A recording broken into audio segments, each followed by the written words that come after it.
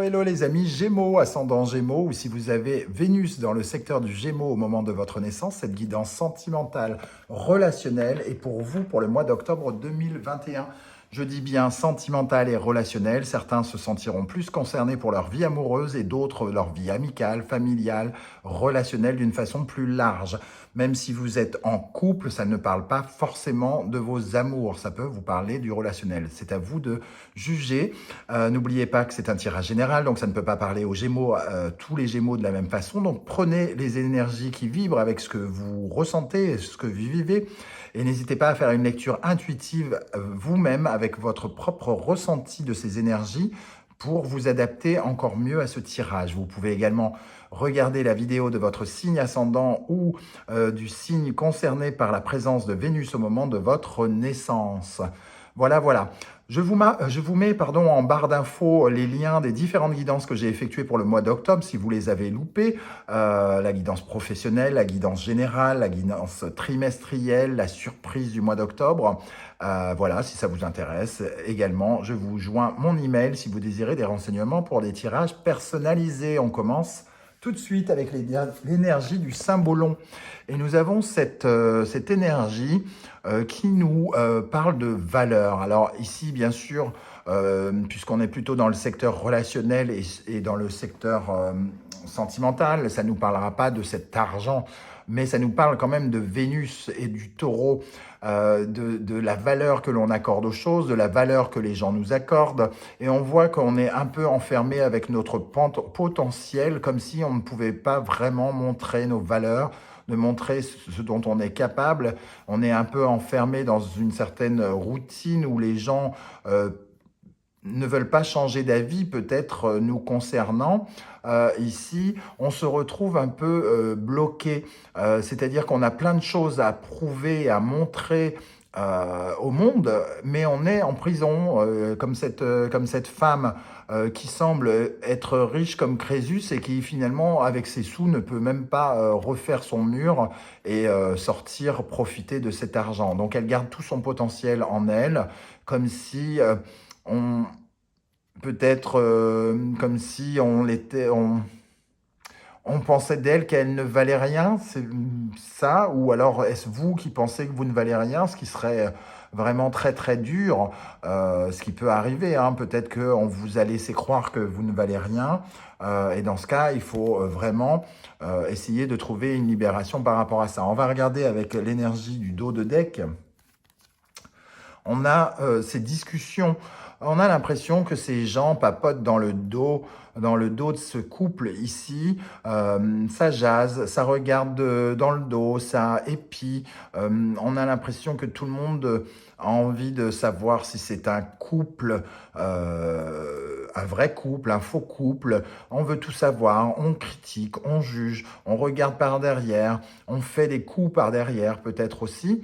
Il y a une sorte de communication un peu trouble avec les autres, et peut-être que des autres ici ne nous accordent finalement peu de valeur, nous critiquent, ou pensent de nous quelque chose qui n'est pas la réalité, ou alors c'est peut-être même la vérité, peu importe, mais en tout cas ils le pensent et ils ne sont peut-être pas très très cash, très très clairs. Euh, il peut y avoir un jeu trouble avec le Gémeaux et Mercure ici, dire tout et son contraire, dire ce qui nous arrange plutôt que ce qui est vrai, etc., etc. On va voir avec le reste du tirage si ça peut vous parler. Donc, il peut y avoir dans votre relationnel soit des amis, soit la famille qui vous juge, qui vous critique, qui parle derrière votre dos, ou alors est-ce votre conjoint, conjointe qui fait des trucs dans votre dos sans vraiment vous le dire, vous laissant croire que vous laissant potentiellement enfermé avec vos trésors, comme s'ils n'étaient pas, peut-être pas à votre écoute ou quelque chose comme ça. On va regarder la suite du tirage. La lune et l'amoureux. On revoit ici le côté discussion, communication trouble. Ici, dans cette combinaison, on peut y voir de l'infidélité. Alors, de l'infidélité qui n'est pas forcément amoureuse, hein, de l'infidélité des amis qui ne disent pas tout concrètement, clairement. Il y a une certaine forme de choses cachées avec la Lune. Il y a des discussions cachées, des choses cachées ici, qui se passent peut-être derrière votre dos, où on vous critique, où on dit des choses qui vous rabaissent, qui rabaissent votre valeur, par exemple. En tout cas, ce sont des conversations, j'ai le sentiment, auxquelles vous n'êtes pas mêlés. Alors évidemment, les personnes qui sont en couple, arrêtez de tout de suite penser que votre mari ou votre épouse vous trompe, hein, c'est pas ce que je dis. Ça peut être tout à fait relationnel, ça peut être vos amis ou votre famille qui critique le fait que vous soyez en couple.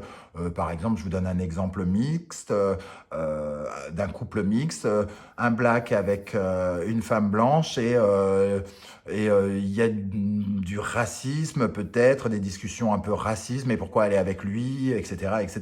Par exemple, ça pourrait être un exemple. Voilà ce que je ressens ici.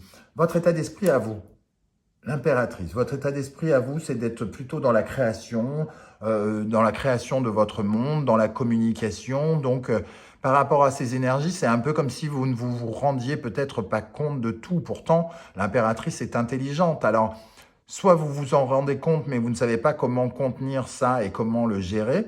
Vous essayez peut-être de communiquer, mais comme les gens restent troubles et n'osent peut-être pas vous dire ce qu'ils ont à vous dire franc jeu et devant vous.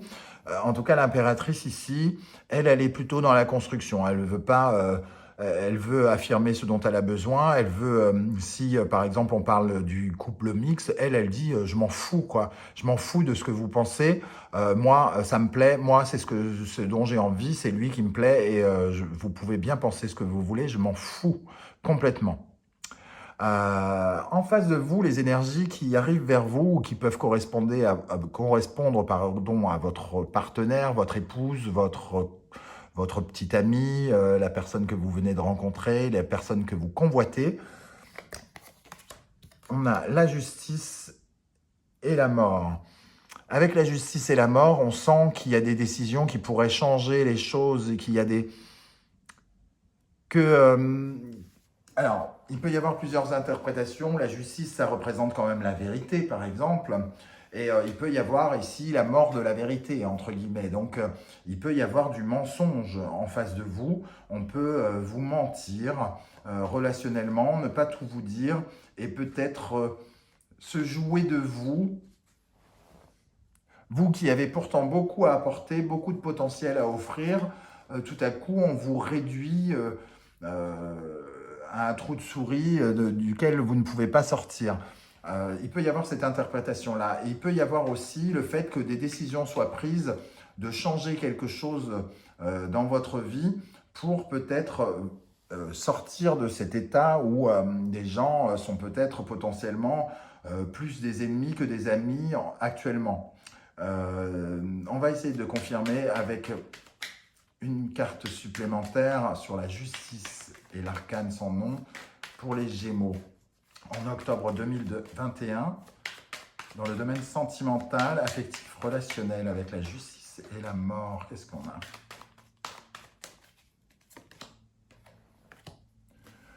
Le roi de Pentacle, donc ici, pour certains, on peut jaser sur le fait que la personne avec qui vous êtes a certains moyens, un peu de moyens financiers et qu'on vous prenne pour une profiteuse, par exemple, quelque chose comme ça, comme si vous étiez intéressé par l'argent.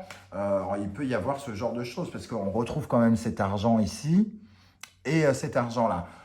Sinon, on peut aussi parler de changer des choses potentiellement pour s'accorder à nouveau beaucoup plus de valeur. Le roi de Pentacle, il est très à l'aise avec ce qu'il vaut et avec ce qu'il détient, avec le potentiel qu'il a, avec le pouvoir financier qu'il a. Il est très à l'aise avec le concret. C'est un constructeur, c'est un bâtisseur. Il a les moyens concrets et financiers de construire ce qu'il veut. Alors peut-être que justement, vous ne voulez pas, vous prenez des décisions justement pour créer ce que vous voulez et aller dans le sens de ce roi de Pentacle avec la personne que vous avez choisie comme partenaire, comme amoureux ou comme relation de travail, de collaborateur, d'amis. Vous avez envie de construire quelque chose et peut-être de ne pas laisser ces langues se délier très longtemps.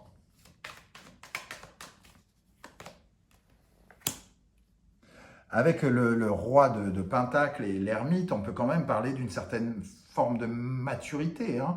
C'est-à-dire, on sait quelles sont nos valeurs et on sait aussi quel est notre parcours. On n'a pas besoin que les gens nous jugent, que les gens euh, disent des saloperies ou des choses sur notre dos.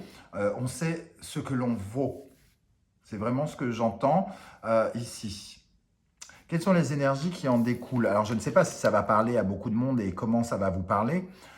Toujours est-il que vraiment, on a ce sentiment-là. Avec le pendu et le chariot, ici, on nous parle vraiment d'une envie de se détacher et de reprendre les rênes de sa vie, de ne surtout pas laisser les gens nous arrêter. Ici, on voit que le blocage se débloque. Il y a quelque chose que vous prenez les choses en main, vous trouvez des solutions, vous prenez des décisions qui viennent balayer un petit peu vos problèmes relationnels, semble-t-il, et vous montrez conquérant, guerrier dans votre démarche relationnelle pour peut-être même pas pour prouver de quoi vous êtes capable, mais juste pour surmonter les problèmes relationnels, les difficultés que vous vivez actuellement soit dans votre vie de couple, soit dans votre relation. Donc peut-être que on peut dire que vous allez affronter ces langues de vipères et que vous leur foutez leurs 4 vérités dans le nez, par exemple. En tout cas, vous ne vous laissez pas faire et vous vous battez pour trouver les solutions, pour de vos problèmes relationnels. Qu'est-ce qu'on a avec le pendu et le chariot pour les Gémeaux en octobre? Il y en a trop qui sont tombés. Hop, qu'est-ce qu'on a pour le pendu et le chariot pour les Gémeaux? Le roi de coupe. Ça confirme vraiment que vous savez quelle est votre valeur. On a beau essayer de vous faire passer pour ce que vous n'êtes pas, vous savez et vous vous en foutez, vous avancez.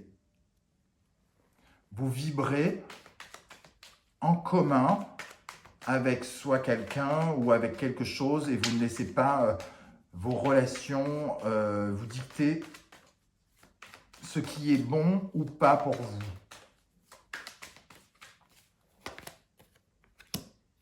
Ça peut être quelque chose lié au passé.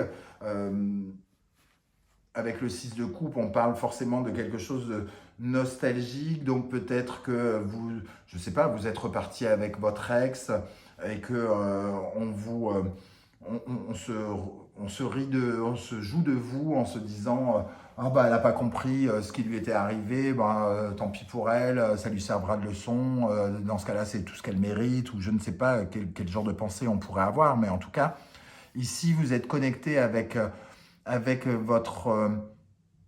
avec comme une sorte de 6e sens qui est celui de l'enfant que vous étiez, et vous êtes raccordé avec un sentiment pratiquement d'amour inconditionnel à l'intérieur de vous qui vous dit que de toute façon, c'est ce que vous voulez, c'est ce que vous valez. Et voilà, quoi. Alors, ici, en conseil, nous avons la tour.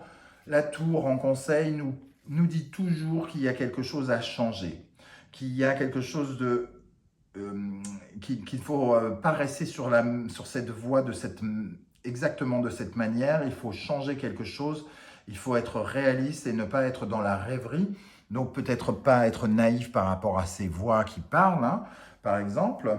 Il faut, entre guillemets, arrêter quelque chose que qu'on est en train de vivre et transformer quelque chose, arrêter quelque chose. Il est important de ne pas continuer entièrement dans la même voie, ça pourrait devenir dangereux. En conclusion, la roue de fortune et l'amoureux. Ici, il y a vraiment un besoin déjà d'avancer, d'amorcer quelque chose et peut-être de se rendre compte qu'il y a de nouvelles orientations à prendre dans sa vie relationnelle, peut-être faire le tri, peut-être en tout cas être dans une certaine forme d'action, pas dans la passivité, d'être connecté à soi et de ne pas laisser les autres, les voix qu'on retrouve ici avec l'amoureux et qu'on retrouve ici, les voix parler à notre place.